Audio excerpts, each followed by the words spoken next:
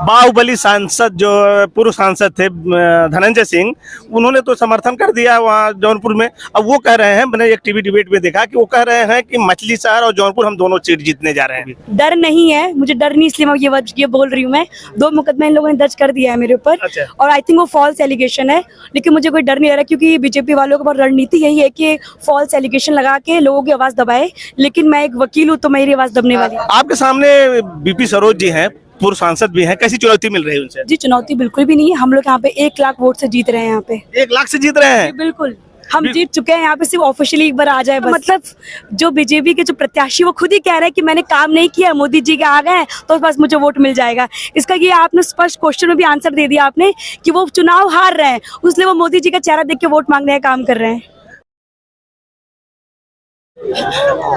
नमस्कार, Bharat coverage news के लिए मैं विभास यादव आप लोगों का बहुत बहुत स्वागत करता हूं।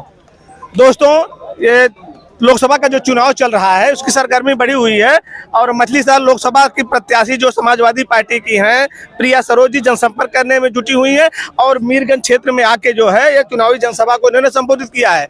हमारे चैनल में स्वागत है। पहले तो जी बहुत बहुत नमस्कार। किन मुद्दों को लेकर आप जो है जनता के बीच में जा रहे हैं? जी, जनता के बीच में मुद्दा यही लेके जा रहे हैं कि क्या नौकरी मिल रहा है, जो उन्होंने नौकरी का वादा किया था। इन्होंने किसानों के लिए एमएसपी का कानून बनाएंगे। इन्होंने ये कहा था कि महंगाई कम करेंगे। इन्होंने कहा था काला धन आएगा। लेकिन तमाम जो मुद्दे हैं, इन मुद्दों पे जो बीजेपी वाले बात नहीं कर रहे हैं अभी। अच्छा। तो इसीलिए हम लोग खुद सवाल जवाब कर रहे हैं इस बार, ताकि ये तो हमारी जो मीडिया है तो सवाल जवाब करते नहीं है, इसलिए हम लोगों के बीच में गली गली मोहल्ले जाके जो मेन मुद्दा उस पर बात कर रहे हैं। मीडिया वाले सवाल आप उठा रहे हैं जाके? मीडिया वाले सवाल उठा ही नहीं रहे। मीडिया वाले खाली विपक्ष से प्रश्न कर रहे हैं, सत्ता वाले से प्रश्न नहीं करते हैं। अच्छा। आपके सामने बीपी सरोज जी हैं, पूर्व सांसद भी हैं, कैसी चुनौती मिल रही है उनसे? जी, चुनौती बिल्कुल भी नहीं है। हम लोग यहाँ पे 1 लाख वोट से जीत रहे हैं। यहाँ पे 1 लाख से जीत रहे हैं? बिल्कुल हम जीत चुके हैं। यहाँ पे सिर्फ ऑफिशियली एक बार आ जाए बस। बीपी सरोज तो कह रहे हैं हम 1 लाख से वोट जीत रहे हैं। जी देखिए, मैं अभी तक जहाँ तक गई मुझे सिर्फ आपकी मुझे सुनने को मिला, अभी तक मुझे कहीं सुनने को नहीं मिला कि 1 लाख वोट से जीत रहे हैं। अच्छा। और जनता तो यही कह रहे हैं कि उनको कभी देखे नहीं है लोग। अच्छा। और मुझे लगता है यहाँ पे कंपटीशन है, क्योंकि जनता समझ गए हैं इस बार कि धर्म के नाम पे वोट नहीं पड़ेगा, विकास के नाम पे वोट पड़ेगा, काम के नाम पे वोट पड़ेगा। प्रधानमंत्री जब आए हैं जौनपुर में, उसके बाद कह रहे हैं कि जो भाजपा से कुछ नाराजगी थी बीपी सरोज से, वो दूर हुई है। इससे क्या फर्क पड़ेगा आपके चुनाव में? तो उसका मतलब ये कि एक नेता जो चुनते हैं, क्या सिर्फ चेहरे के लिए वोट चुना जाता है?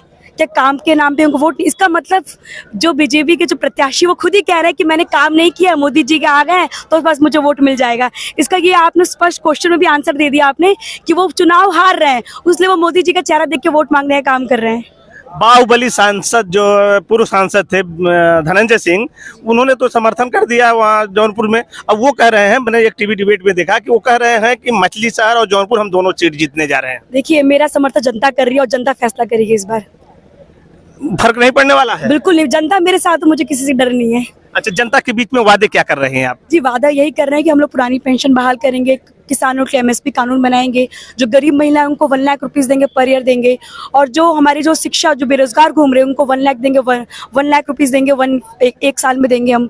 और जो तमाम मुद्दे हैं, जैसे कि हम डाटा फ्री देंगे, हम गेहूं की जगह आटा देंगे, ये तमाम मुद्दे हम जो करेंगे, और हम जनगणना भी कराएंगे, जिसकी जितनी हिस्सेदारी उसकी उतनी भागीदारी। अंतिम क्वेश्चन, आप हर जनसभा में एक चीज कह रही हैं कि हम सुप्रीम कोर्ट के वकील हैं, कोई भी मुकदमा करेगा मैं खुद लड़ लूंगी। क्या आपके ऊपर मुकदमे हो रहे हैं? क्या मुकदमों का डर है आपको भी? डर नहीं है, मुझे डर नहीं, इसलिए मैं ये बोल रही हूँ। मैं 2 मुकदमे इन लोगों ने दर्ज कर दिया है मेरे ऊपर। अच्छा। और आई थिंक वो फॉल्स एलिगेशन है, लेकिन मुझे कोई डर नहीं आ रहा, क्योंकि बीजेपी वालों की रणनीति यही है कि फॉल्स एलिगेशन लगा के लोगों की आवाज दबाए। लेकिन मैं एक वकील हूँ, तो मेरी आवाज दबने वाली क्या है। ये जनता को मैसेज देना चाहते हैं कि हम आपके साथ खड़े हैं, किसी मुकदमे से मत डरिए? जनता को मैं यही कह रही हूँ कि जनता भी नहीं डरेगी इस बार, और हम डट के इस बार वोट करेंगे। और डट के जो उनका जो मैनेजमेंट है, जो मिसयूज कर रहे हैं, जगह जगह पे वोटर लिस्ट में से नाम काट रही है, वो हम उसके लड़ूंगे। और मैं वकील हूँ, तो मैं जनता को इस होप दिलाती हूँ कि आप रहिए, आप डट के रहिए, मैं आपके साथ खड़ी हूँ। चलिए, धन्यवाद। हमारे साथ जो है प्रिया सरोज जी थे। इस वीडियो में बस इतना ही।